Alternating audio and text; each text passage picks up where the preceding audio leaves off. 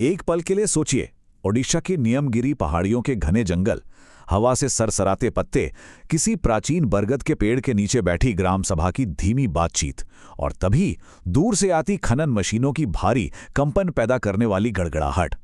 ये सिर्फ एक कल्पना नहीं है, ये भारत के हृदय में चल रहा एक निरंतर संघर्ष है, जनजातीय संप्रभुता का संघर्ष।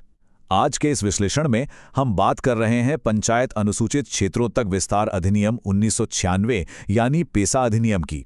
आज 5 मई 2026 को यह ऐतिहासिक कानून अपने 30 वर्ष पूरे कर रहा है और इसीलिए यह आज हमारी चर्चा के केंद्र में है।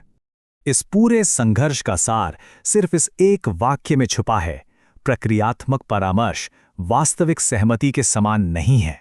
पंचायत अनुसूचित क्षेत्रों तक विस्तार अधिनियम 1996 आखिर ये है क्या? दरअसल ये संविधान के अनुच्छेद 243 M4B को लागू करने वाला वो ऐतिहासिक कानून है जो संविधान के भाग 9 को 5वीं अनुसूची के क्षेत्रों तक विस्तारित करता है। आसान शब्दों में कहें तो यह जनजातीय समुदायों को अपने पारंपरिक कानूनों, अपनी सामाजिक प्रथाओं और सामुदायिक संसाधनों के माध्यम से स्वशासन चलाने के अधिकार को कानूनी मान्यता देता है। जैसा कि हमने अभी शुरुआत में जिक्र किया, ये विषय आज खबरों में क्यों है?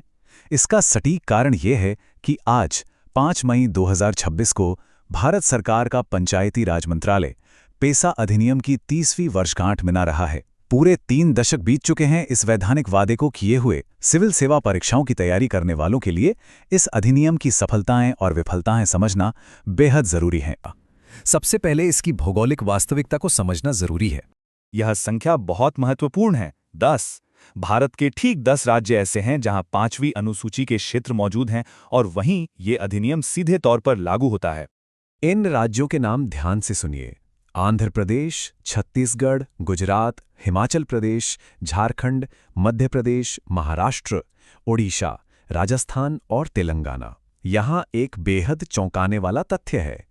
इन 30 सालों में 9 राज्यों ने तो अपने नियम बना लिए हैं, लेकिन ओडिशा में आज भी केवल मसौदा या ड्राफ्ट नियम ही मौजूद हैं।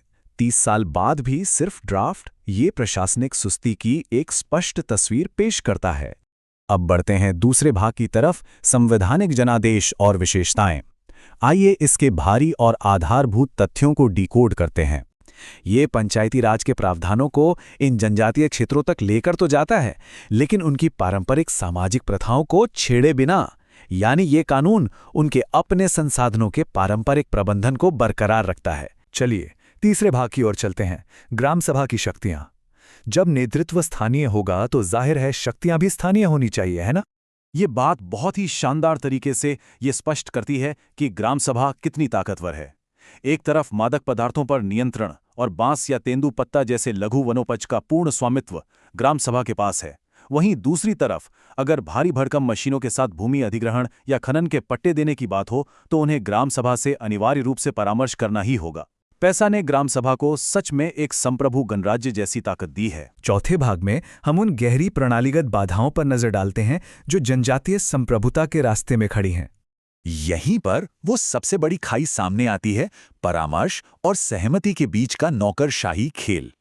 अधिकारियों ने बस जानकारी दे देने को ही परामर्श मान लिया, जबकि संवैधानिक आदर्श मांगता है पूर्ण और पूर्व सूचित सहमति। तो इन विशाल खाइयों को पाटने के लिए सरकार क्या कर रही है? हम हालिया कार्यान्वयन पहलों पर ध्यान केंद्रित करते हैं। जमीनी स्तर पर बदलाव की शुरुआत अब डिजिटल रूप में हो रही है। 2024 में पेसा ग्राम पंचायत विकास योजना यानी GPDP पोर्टल के जरिए डिजिटल योजना की शुरुआत हुई। जागरूकता के लिए संथाली, गोंडी, भीली और मुंडारी जैसी स्थानीय भाषाओं में मैनुअल बनाए जा रहे हैं। मंत्रालयों और राज्यों में समर्पित पेसा सेल स्थापित हो रहे हैं और पंचायती राज मंत्रालय इंदिरा गांधी राष्ट्रीय जनजाति विश्वविद्यालय जैसे संस्थानों में उत्कृष्टता केंद्र बना रहा है। ये कदम अच्छे हैं, लेकिन मंजिल अभी दूर है। हमारा छठा और आखिरी भाग इसी पर है कि नीति निर्माताओं के लिए वास्तविक सहमति का मार्ग क्या होना चाहिए। रास्ता बिल्कुल स्पष्ट है। सबसे पहले राज्य के असंगत कानूनों में संशोधन करके कानूनी सामंजस्य बिठाना होगा। विकास कभी भी संप्रभुता के बलिदान की मांग नहीं कर सकता।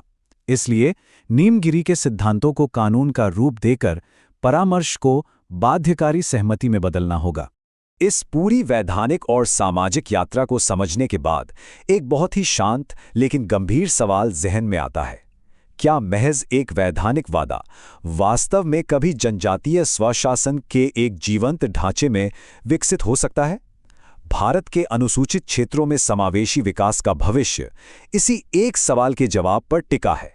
अगर ये वीडियो आपको पसंद आया हो तो लाइक जरूर करें, शेयर करें उन दोस्तों के साथ जिन्हें यूपीएससी, लॉ या जनरल नॉलेज की तैयारी करनी है, और हाँ, सब्सक्राइब करें। आप अपने सुझाव या सवाल नीचे कमेंट में लिख सकते हैं। यूपीएससी एंड कॉम्पिटिटिव एग्जाम की गाइडेंस या मेंटरशिप के लिए संपर्क करें।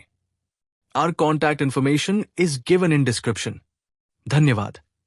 मैं हूं कृणाल ठाकुर। मिलते हैं अगले भाग में। जय हिंद।